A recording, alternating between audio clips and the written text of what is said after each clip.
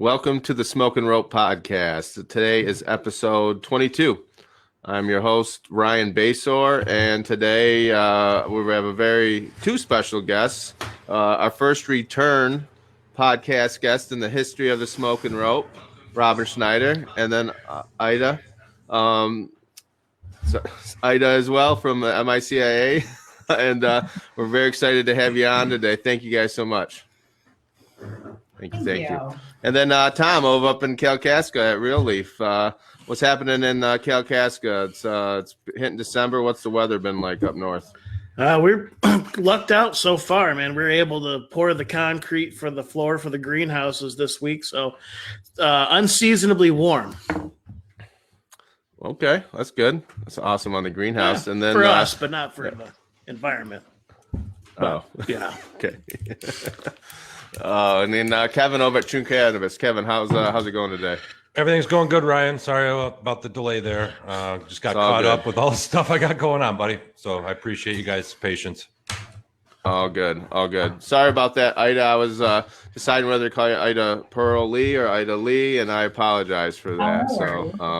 Right. It's all good. So,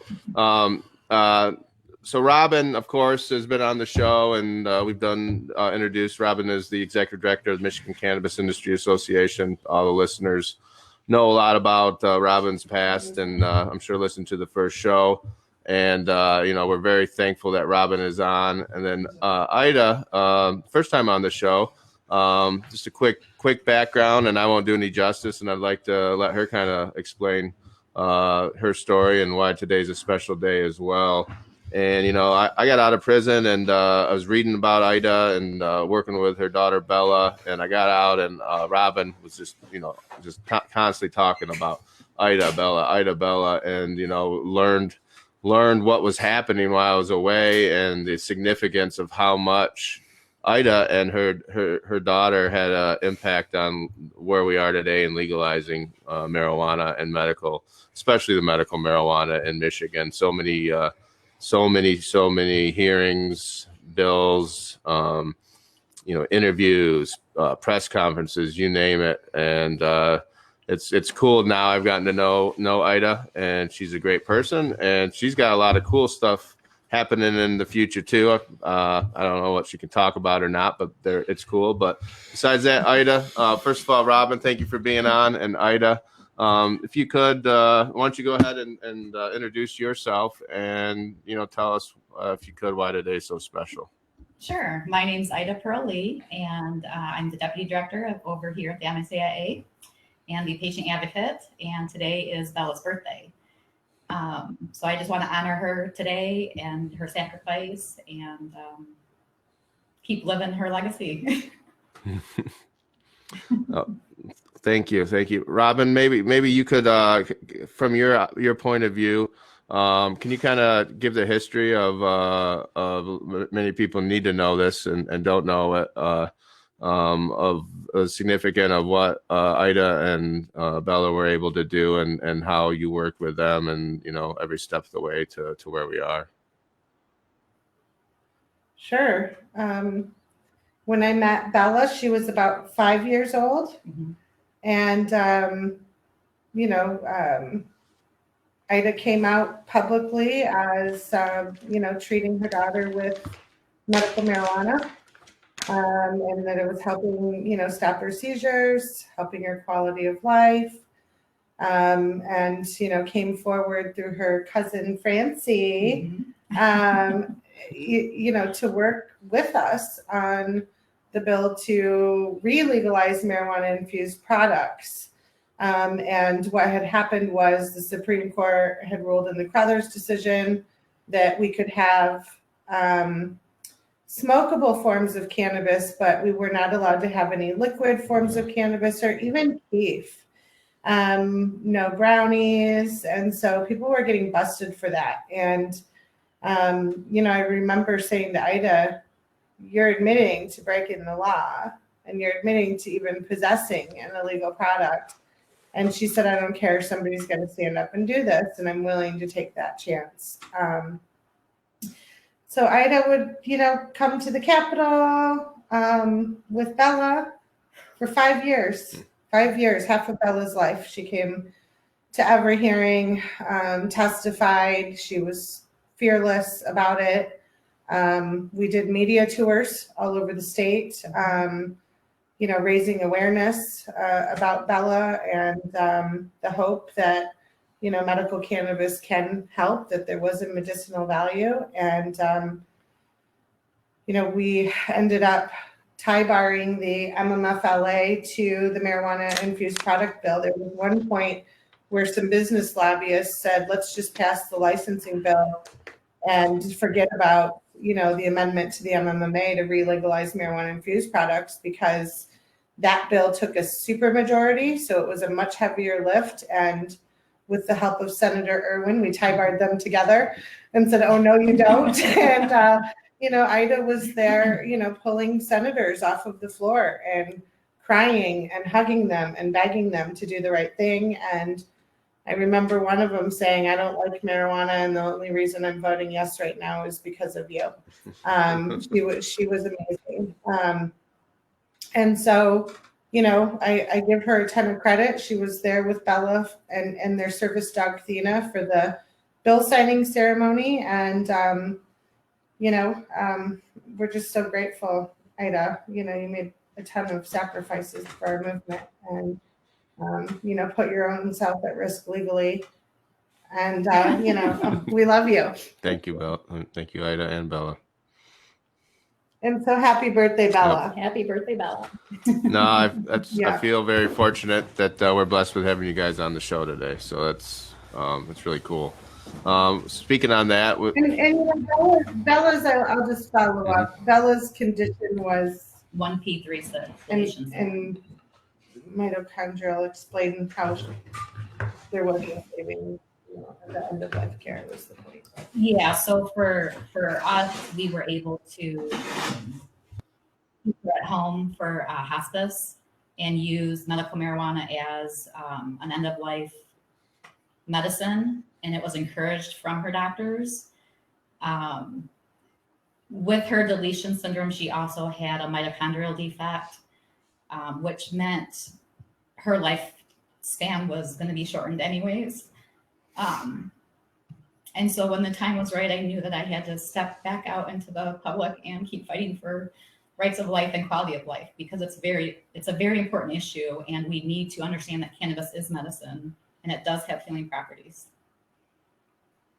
And I just want to say, the MICIA, we're so lucky to have you, on this journey. I mean, I've always been very protective of Ida and Bella. Yeah. I can remember after Ida came to work for us as our deputy director, and she's one of those people, it doesn't really matter what I'm doing. If I'm busy, Ida can step in and take it over. She's brilliant, and has a true understanding of our issue and where we came from. And I have so much trust and confidence in her that, I will say we're lucky, to have the opportunity to work with Ida. But I'll never forget, after she came to work for us and she turned to me and said, Robin, you guys got me in and out of there for testimony, and you never really explained to me everything that actually you have to deal with in the Capitol.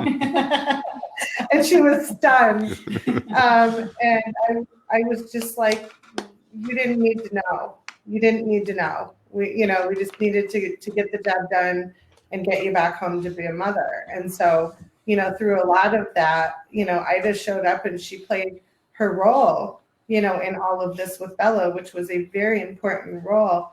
But she really was so busy with Bella that we really didn't take the time to sit her down and go, this is horrible. She had no idea how horrible it was on a daily basis, what was going on in there. And so, I would say now she has a real view of what we do.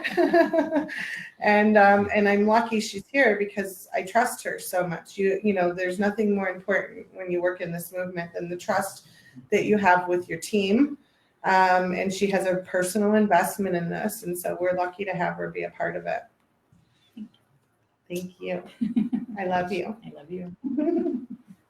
Hey, Ida, this is Kevin Pybus over at Truu Cannabis. You know, the journey that you and Bella went down it's absolutely amazing. We can't be more thankful as an industry and personally, just I'm very thankful to you guys for all the hard work that you put in. I got to imagine that when you know, like Robin said, when you got going in this, you probably didn't have any idea what you're getting yourself into. I mean, what kept you to keep going and keep pushing? I mean, you could have just as easily walked away and said, I have my family to take care of, and everybody would have completely understood. But you didn't. You kept pushing through. What gave you that motivation to just keep pushing and to get to where we needed to be? Thank you actually for your words. But for me to keep pushing it, it's her voice. She didn't have a voice. She became an extension of me. So I had to figure out all of her thoughts because she was nonverbal. And to see how people respond to a beautiful little girl who's handicapped and has special needs and all of a sudden has a service dog. And oh, by the way, we're using medical marijuana. For me, that was life-changing. And everyone deserves the quality of life. No one should suffer because someone else believes that it's wrong. Do your homework, do your education, and take a step back and allow others to heal in whatever space is necessary for them. Yeah, I saw your pictures today that you had posted from her I guess maybe it was probably one of her last birthdays. And I saw the joy that everybody had around her, and it's just remarkable, the whole story. Terribly sorry for your loss. It's you know, one of those things that we go through in life. You can't avoid it. But you guys have been so strong, and it's really humbling, you know, to see what you guys have gone through, and we're so thankful. Thank you. I appreciate. The last time I talked with Bella, you know, Ida asked me to come say bye to her, and I promised her that I was going to take care of her mommy. And, you know, when I hired Ida, that's what I thought I was doing. I thought I was keeping my promise. And the truth is, Ida takes care of me every single day. She takes care of everything. So, you know, I mean, yeah, that's the truth. She takes care of us very well. She's amazing. Thank you. You're welcome. I love my job. Well, speaking of that, and you know, it's gonna be. I'm excited for the Michigan industry and really the country and in the future, learning about all this and what's going on, and you know, it's gonna be a fun journey to watch. But you know, you talked about it. You love your job. Let's get into real quick. If Robin and Nighty kind of a MICIA year in review, like what you guys did, what you're proud of, and then maybe what we're hoping for next year. I'll go first.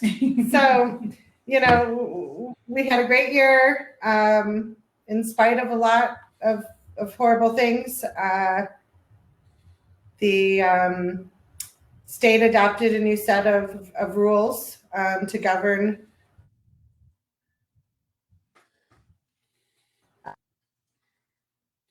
us. They fixed a lot of things having to do with testing and batches, and just made the whole program run smoother.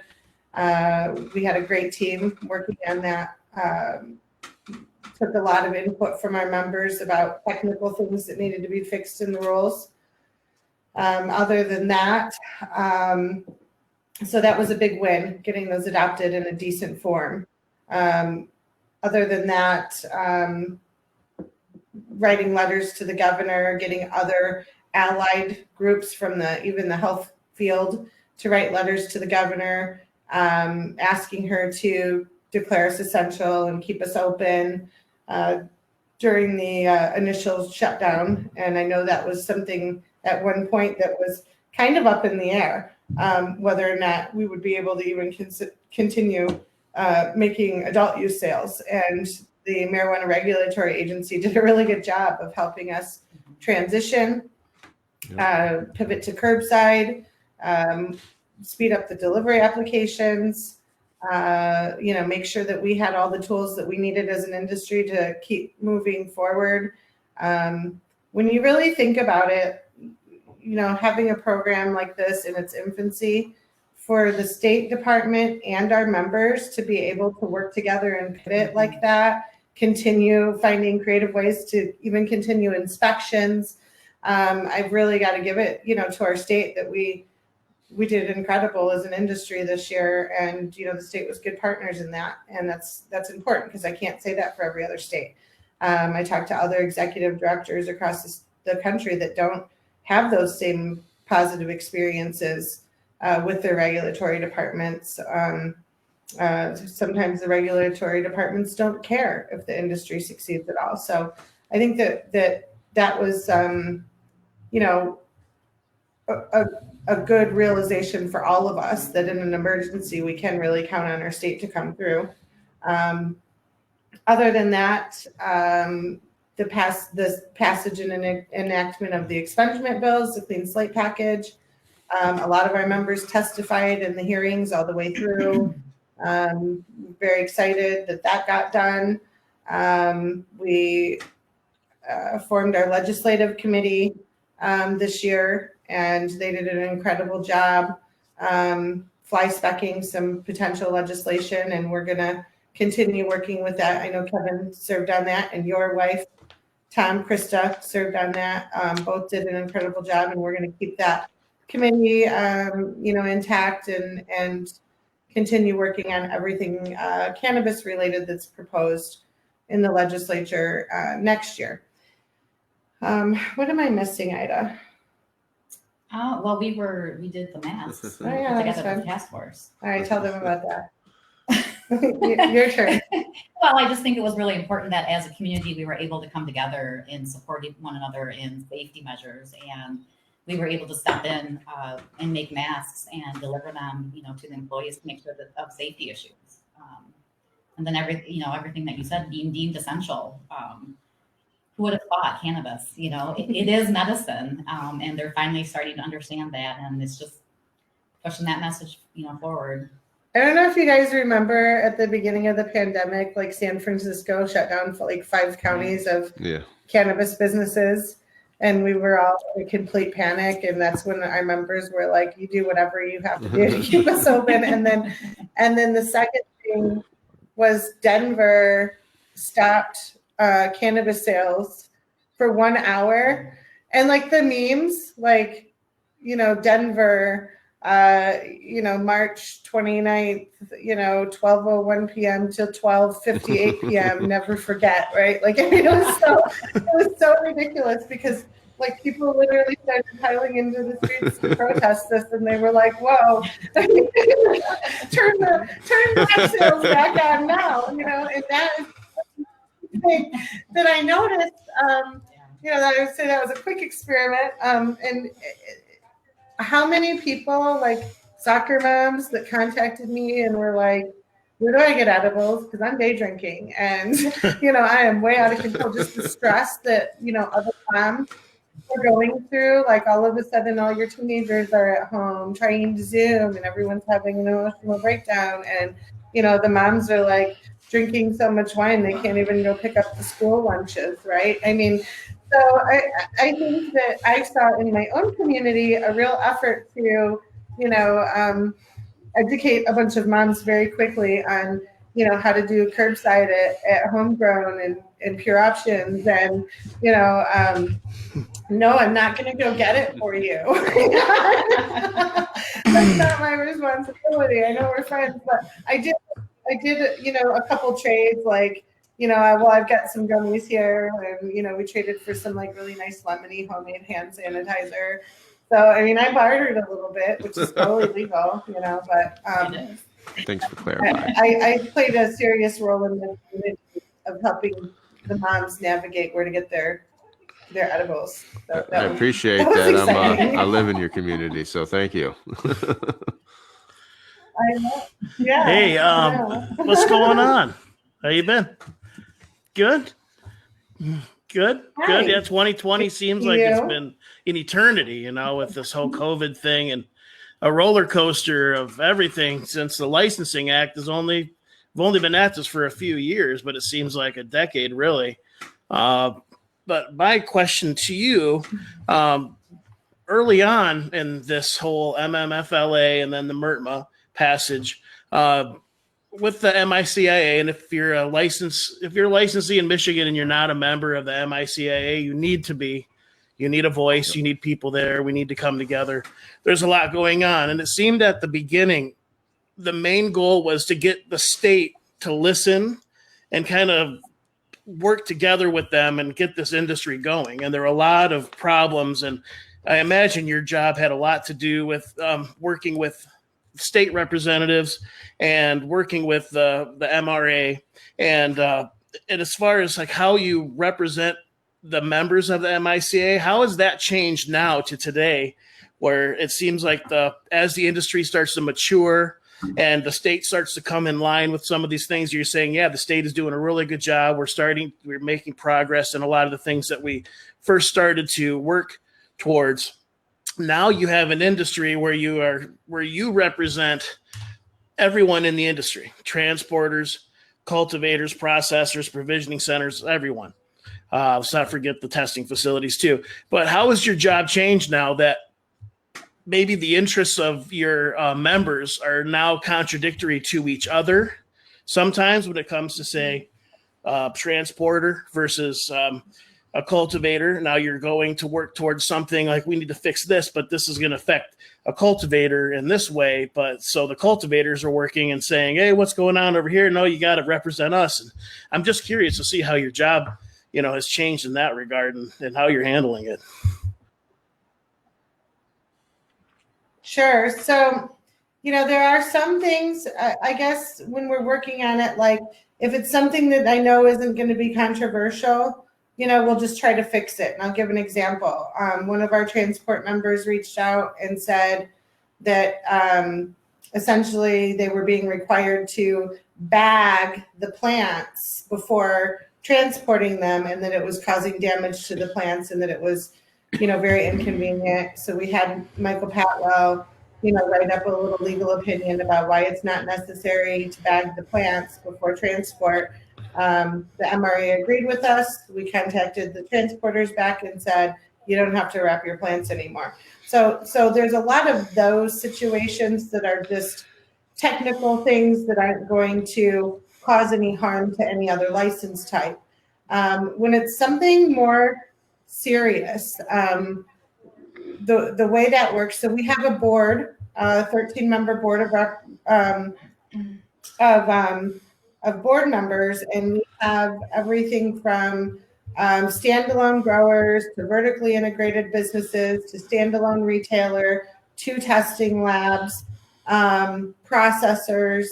And so our board is very diverse as far as representing the industry. It's not all big guys. It's not all little guys. It's a very nice mixture of some of the biggest companies in the state and some of the smallest companies in the state.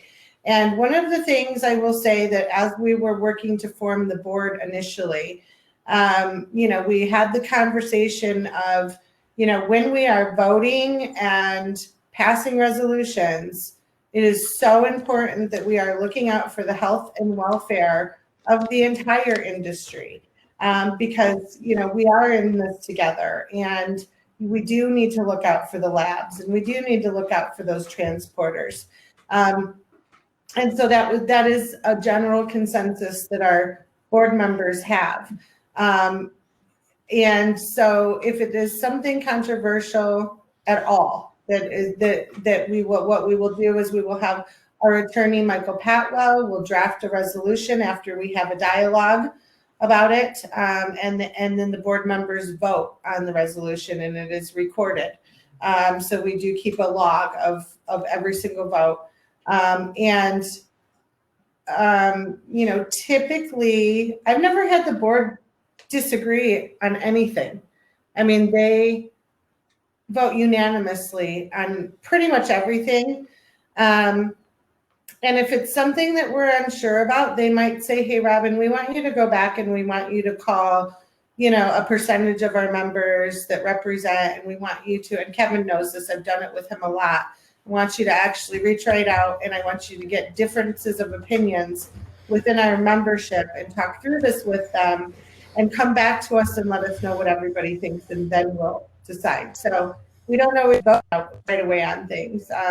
But if it's something controversial where it's going to harm another business, we might go neutral on it, which we've done, and say, this isn't our fight, kind of thing. And, if you want to go get your lobbyists and you want to go get your lobbyists and you guys want to go duke it out, or more than likely, we might try to be the ones to come up with a compromise situation.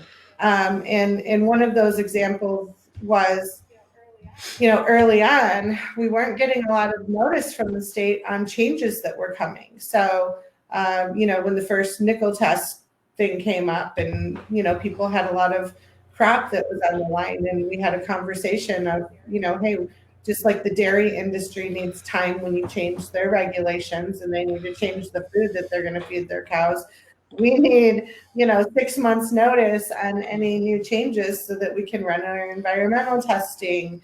Obviously COVID was different. That was an emergency, but in general, the state has been really good at giving us the notice that we need now to prepare ourselves for new changes. So the nickel test, that's just one, example of a time that we brought in different members to work together to try to resolve something. And then, from there, I would say, like, if it's a legislative thing, the goal is to give it to the legislative committee first, and let them, take their time to sift through it. And then essentially, once we're comfortable with something or decide, oh no, this is totally something none of us will get behind, that legislative committee would make a recommendation to the board. So, I would say as we're growing, putting some of the procedures in place to make sure, that we're operating transparently, I think is key number one. Yeah, I think, Tom, you have identified one of the best things about the MICIA right there in this conversation. Robin, listening to all the members and being able to compile that information and have one person have the knowledge that Robin has is so beneficial to us. There's a lot of times in this industry where, I'll be talking to a transporter or a testing facility and they'll mention something that I didn't even know about my job, right? And it helps me figure out how to navigate and move forward. A lot of times people get really irritated with representatives, governors, whatnot, when they make rules or they make decisions or they write legislation. A lot of times those legislators are lobbied by one industry and they've only got one side of the story. So they listen to that side of the story and that seems logical. Let's go ahead and do that, right? And they never got the input from the other side of the table, right? Having Robin there on a weekly, on a daily basis to be able to kind of differentiate all that information and decipher it and kind of explain it to these legislators in layman's terms and get them to wrap their head around where we're coming from. It's invaluable. I think it's been absolutely great. Robin, I guess my question to you is, how do we mitigate these situations where they're only getting one side of the story? I feel like when you talk about some of these things that we get late notice on, it's typically about somebody lobbying one side. They've given them their opinion. They run with it before we even know what's going on. But how do we mitigate that on a long-term basis? Is it just being present? Is that really what it's about? Yeah. Being present, keeping constant communication, with the legislators and state departments and, because obviously the longer we're here and the bigger we become and the more visible we are, the more people start checking in with us and saying, because we're not just the MICIA, we have a huge coalition of people from other organizations and, the activist community and national groups and, healthcare industry. I mean, we are extraordinary at coalition building. And even if it's people we don't always like or get along with, when it comes down to the issue, if we need to work together, we absolutely will. And so, I know from the last 10 years and working on the campaign, I know what we're capable of when we put our egos aside and all work together there's not anything that we can't pull off. And, we have the ability to really make some noise. I mean, you guys remember the protests back in the day and the planes flying around the Capitol. I mean, we're just waiting for the opportunity to get the band back together. Yeah, the band's a lot stronger now too. So, and oh yeah, Exactly. so I mean, I kind of say I kind of equate it to it's like a giant sleeper cell, like waking up and oh my gosh, and I think people know that.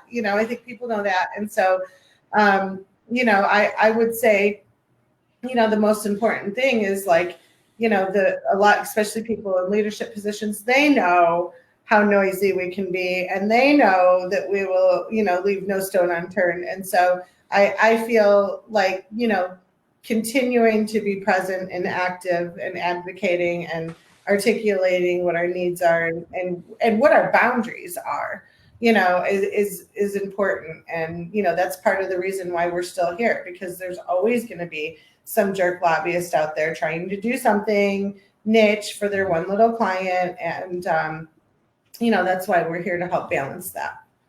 Robin, that there's something I wanted to ask you about today, and this, being here today and being reminded of all the lobbying that Ida and Bella did, and then just you talking about the way we can make some noise in those old protests. I think we're looked at as now the legislatures, hey, we're pretty for the most part we're looking to do the right thing and completely, and they're not, maybe they know that we have honesty on our side, we know that the methods, and maybe they're not always used to people being lobbied to do the right thing and be good for people, and they're used to having can you do this for me, I need to get this bill in for this. So it's just a different method. And then Michigan stayed together great with whether it be Michigan Normal, we have this wonderful listserv with Safer Mich and just all the different groups. But so what I wanted to ask you is, and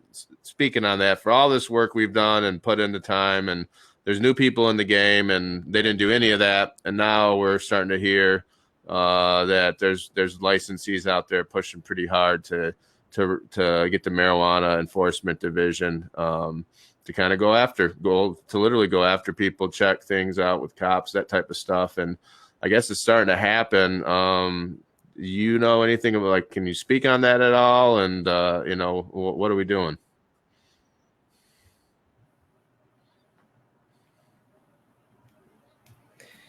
So I guess I would start with, this entire industry was built on the back of a social justice movement. The voters in Michigan did not vote to legalize cannabis so that a bunch of guys in suits could make a bunch of money. That is not why this happened.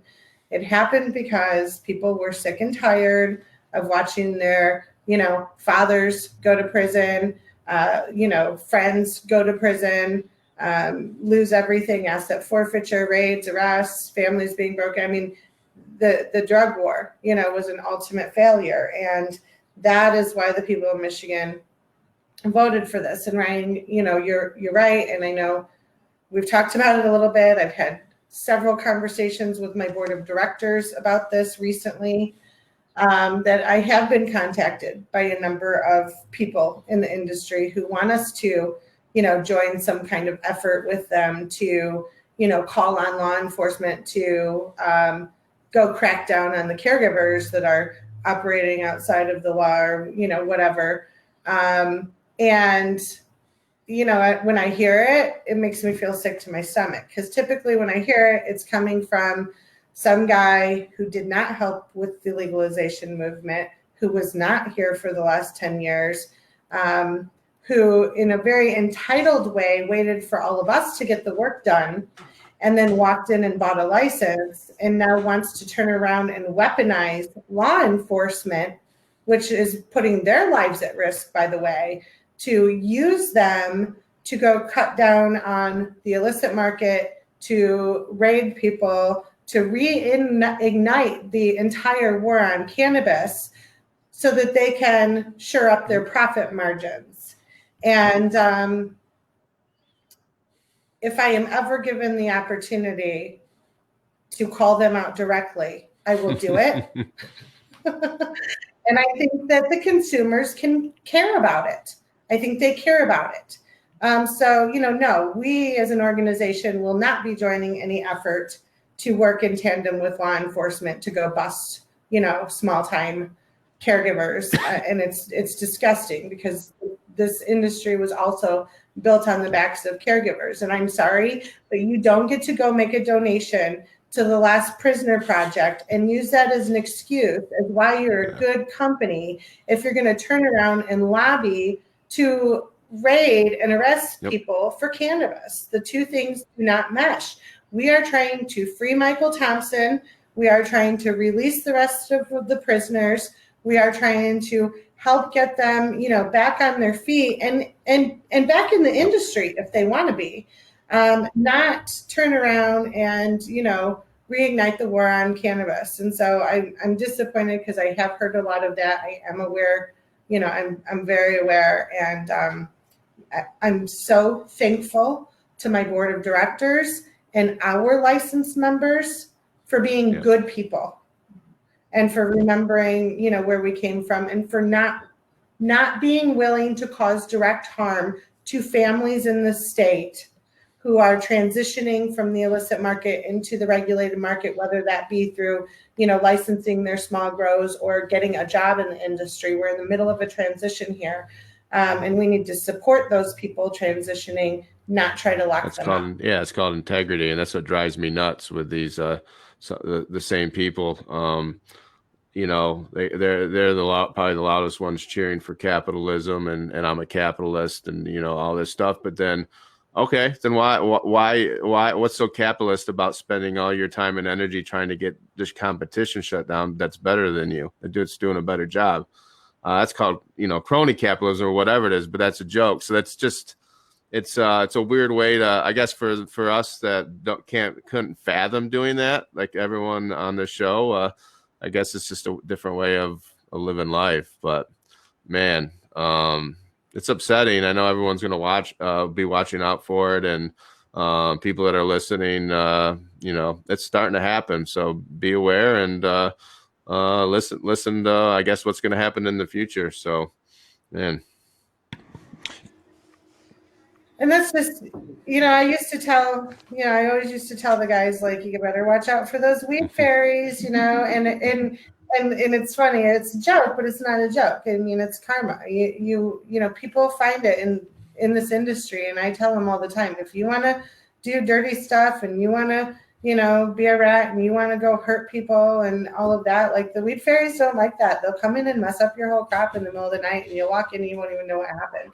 And nobody believed me. And then recently I've had some members be like, she was joking about the weed fairies. It's real. It's real. And I'm like, yes, I told you it's real. And it is a real thing. So, we got to watch out. We call them the night gardeners. Yeah, Robin, it's crazy that we're going to sit here and take the funding that we've generated to make a legitimate industry, and now we're going to go back and go after the people that we were at one point in time. I haven't forgot. It hasn't been that long ago. You know what I mean? Those are our roots. That's what started this whole thing in Michigan. Real quick, I know we got a hard out here real quick, but we haven't talked about the MORE Act.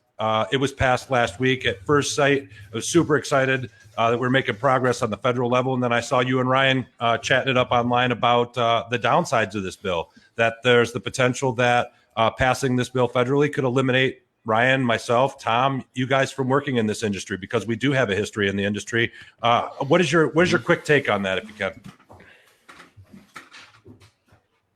Essentially, that it was a mistake that happened in the committee that is going to be corrected.